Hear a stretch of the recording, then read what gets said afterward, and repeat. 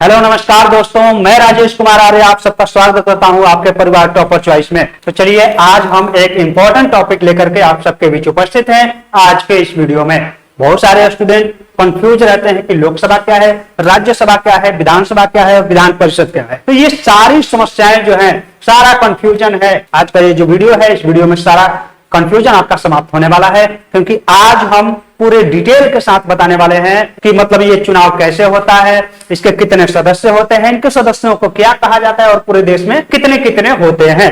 तो आइए आपको कंफ्यूजन को दूर करते हैं लोकसभा, राज्यसभा, विधानसभा और विधान परिषद के बारे में। सबसे पहले हम बात कर लेते हैं कि यह पूरे देश में कितने होते हैं। अगर हम लोकसभा की बात करते हैं तो लोकसभा पूरे देश में एक ही होता है। अगर राज्यसभा की हम बात करें तो राज्यसभा भी पूरे देश में एक ही होता है। लेकिन हम विधानसभा की बात करें तो पूरे देश में अलग अलग राज्य हैं और अलग अलग राज्यों में अलग अलग विधानसभा होते हैं। ठीक है, विधानसभा हर एक राज्य में होता है, मतलब कि 29 राज्य हैं, 29 राज्य में अलग अलग विधानसभा होती है। जैसे कि उत्तर प्रदेश है, बिहार है, महाराष्ट्र है। इसके बाद हम विधान परिषद की बात करें तो पूरे देश में सिर्फ 6 राज्यों में विधान परिषद है। वो राज्य कौन कौन से हैं आपको बताते हैं। बिहार है, महाराष्ट्र है, कर्नाटक है, आंध्र प्रदेश है, तेलंगाना, उत्तर प्रदेश। ये 6 राज्य ऐसे हैं जहां पर विधान परिषद है। बाकी किसी भी राज्य में विधान परिषद नहीं होता है, अभी तक तो नहीं है।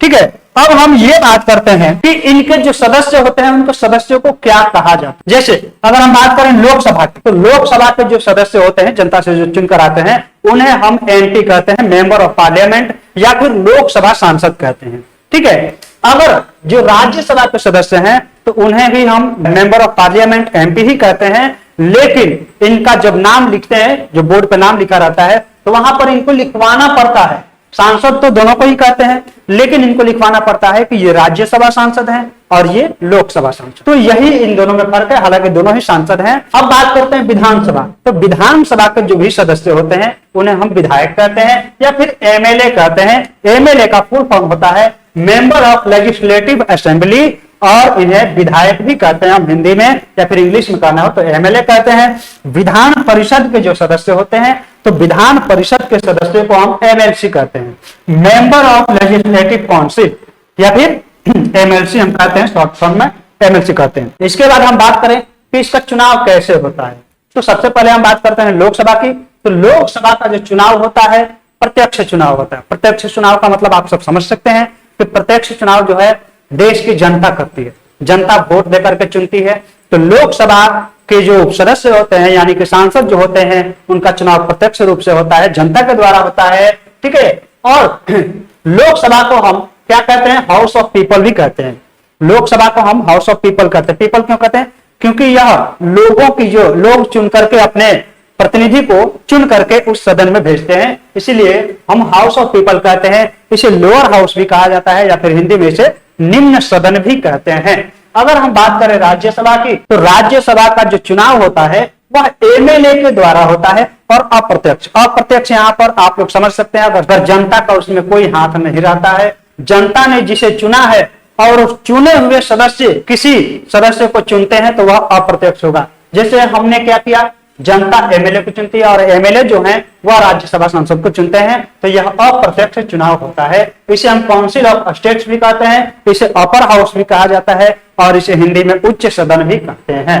अगर हम बात करें विधानसभा की, तो यह भी प्रत्यक्ष चुनाव होता है, जनता के द्वारा होता है। विधान परिषद की हम बात करें तो यहां पर थोड़ा सा आपको कंफ्यूजन रहता है कि विधान परिषद के जो सदस्य होते हैं उनका चुनाव कैसे होता है। तो ध्यान दीजिए, विधान परिषद के सदस्यों का चुनाव विधायकों के द्वारा होता है, निर्वाचिका के द्वारा होता है, शिक्षक, स्नातकों एवं राज्यपाल के द्वारा होता है।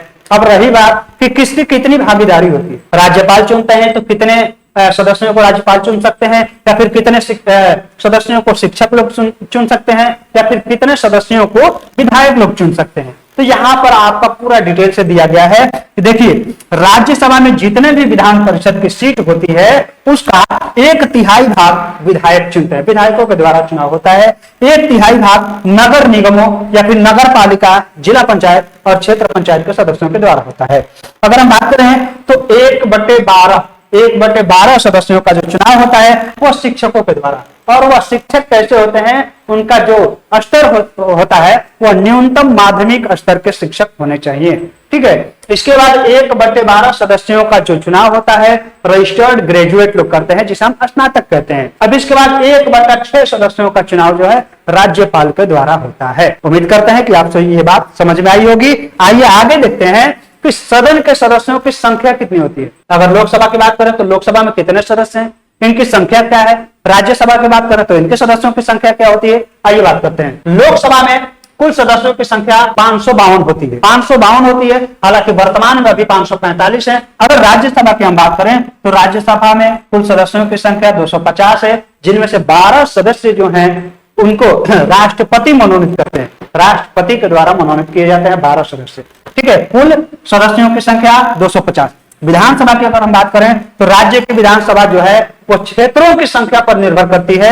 जैसे अगर हम बात करते हैं कि बिहार है, उत्तर प्रदेश है ना, तेलंगाना है, महाराष्ट्र है, तो ये अलग अलग राज्य हैं और अलग अलग राज्यों में अलग अलग विधानसभा की संख्याएं हैं। विधानसभा का जैसा क्षेत्र होता है वैसा होता है। ठीक है ना, विधानसभा के क्षेत्र पर निर्भर करता है कि विधानसभा की सीट कितनी होगी, जनसंख्या पर निर्भर रहता है। अगर हम बात करते हैं विधान परिषद की तो आप लोग को पता है कि विधान परिषद पूरे देश में सिर्फ 6 राज्यों में है। तो उन 6 राज्यों में कितनी कितनी विधान परिषद की सीटें हैं ये देख लेते हैं। उत्तर प्रदेश में अगर हम बात करें तो 100 विधान परिषद की सीटें हैं, महाराष्ट्र में 78 है, बिहार में 75 है, कर्नाटक में 75 है, आंध्र प्रदेश में 58 है, तेलंगाना में 40 है। ठीक है, अब यहाँ पर एक नोट डाउन किया गया है, ध्यान दीजिएगा। राज्य के विधान परिषद में, राज्य के विधानसभा में सदस्यों की कुल संख्या की 1/3 और किसी कारणों से सदस्यों की जो है कम सदस्य नहीं होते। कहने का यह मतलब है कि किसी भी राज्य में बात करें, विधान परिषद वाले राज्य में अगर हम बात करें तो जो विधान परिषद के सदस्यों की संख्या होती है न्यूनतम कितनी होनी चाहिए, न्यूनतम 40 होनी चाहिए। ठीक है, न्यूनतम 40 से कम नहीं होनी चाहिए। अगर हम बात करते हैं कि 40 से ऊपर हो सकता है लेकिन 40 से कम नहीं हो सकता है। और विधानसभा के जितने भी सदस्य हैं, ठीक है, विधानसभा के जितने भी सदस्य हैं उसका 1/3 भाग, उसका 1/3 भाग कम से कम विधान परिषद में सदस्य होते हैं। अगर नहीं हुआ तो कम से कम तो 40 जरूर ही होने चाहिए, 40 से कम नहीं हो सकते हैं। ठीक है, अगर हम बात करते हैं कि कार्यकाल कितना होता है, कितने दिनों का कार्यकाल होता है, तो देखिए लोकसभा के जो सदस्य होते हैं इनका कार्यकाल 5 वर्षों का होता है, 5 वर्षों का होता है लेकिन अस्थायी होता है। ध्यान रखिएगा, कार्यकाल लोकसभा का जो है 5 साल का है लेकिन अस्थायी है। क्यों? क्योंकि प्रधानमंत्री की सलाह पर राष्ट्रपति इसे 5 साल से पहले भी भंग कर सकते हैं। इसीलिए यह जो सदन होता है यह भंग हो सकता है राष्ट्रपति के द्वारा प्रधानमंत्री की सलाह पर, इसीलिए इसे अस्थायी सदन कहते हैं। हालांकि इसका कार्यकाल 5 साल का होता है। लेकिन अगर हम बात करें राज्यसभा की तो राज्यसभा का जो कार्यकाल होता है वो 6 साल का होता है, लेकिन यह अस्थायी सदन होता है, यह कभी भंग नहीं होता। क्यों भंग नहीं होता?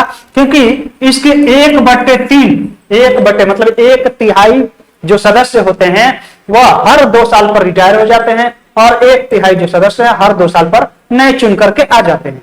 मतलब अभी कुछ सदस्य रहते हैं, कुछ रिटायर हो जाते हैं, फिर कुछ आते हैं, फिर कुछ रिटायर होते रहते हैं। इसलिए इनमें जो है इस सदन का भंग होने का कोई चांस नहीं रहता है। तो यह जो है हर 2 साल में 1/3 सदस्य जो है बदलते रहते हैं, इसलिए यह भंग नहीं हो सकता है। इसका कार्यकाल 6 साल का होता है। विधानसभा की बात करें तो आप देखते आ रहे हैं कि लोकसभा और विधानसभा का प्रोसेस सेम टू सेम चलता आ रहा है।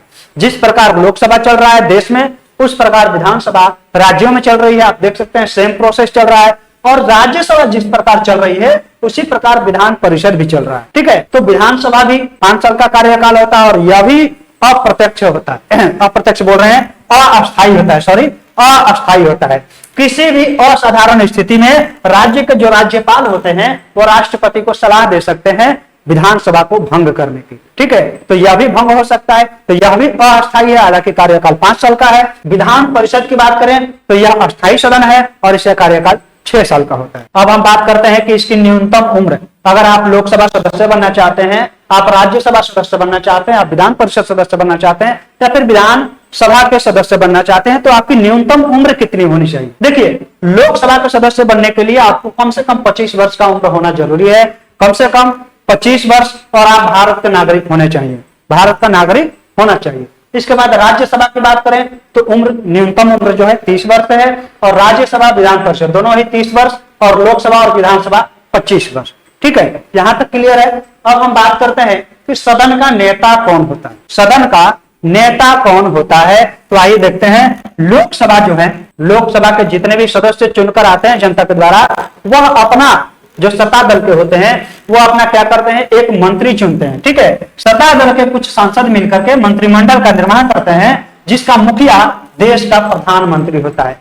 अरे जितने भी मंत्री चुनकर आते हैं उन मंत्रियों में जो प्रधान होता है वो प्रधानमंत्री हो गया, और यह मंत्रिमंडल में इसका फैसला लिया जाता है सारे सांसदों के द्वारा। ठीक है, राज्यसभा की अगर बात करें तो सदस्यों द्वारा इसका चुनाव होता है। सदस्यों के द्वारा यह मान लिया जाता है कि सदन का नेता कौन है। ठीक है, तो उसी प्रकार से इसके नेता का चुनाव होता है। विधानसभा के जो है, विधानसभा जो है सेम टू सेम लोकसभा के जैसे है। इसके भी सत्ता दल के कुछ विधायक जो है मिलकर के एक मंत्रिमंडल का निर्माण करते हैं, और वह अपना एक नेता चुनते हैं, और उसके नेता का मतलब कि मुखिया का जो है मुख्यमंत्री कहा जाता है। मुख्यमंत्री कहा जाता है। तो याद रखिएगा, लोकसभा में प्रधानमंत्री और विधानसभा में मुख्यमंत्री। विधान परिषद की हम बात करें तो यह भी सदस्यों के द्वारा उसके नेता का चुनाव हो जाता है कि इसका जो लीडर है वह कौन रहेगा। लीडर ऑफ द हाउस चुना जाता है सदस्यों के द्वारा कि कौन रहेगा। उम्मीद करते हैं कि ये सारी जानकारी आप लोगों के लिए बहुत ही महत्वपूर्ण होगी और आप लोग अच्छे तरीके से समझ गए होंगे। तो चलिए, बहुत बहुत धन्यवाद, और इस वीडियो को आप लोग एक बार शेयर कर दीजिएगा और चैनल को सब्सक्राइब कर दीजिएगा। धन्यवाद।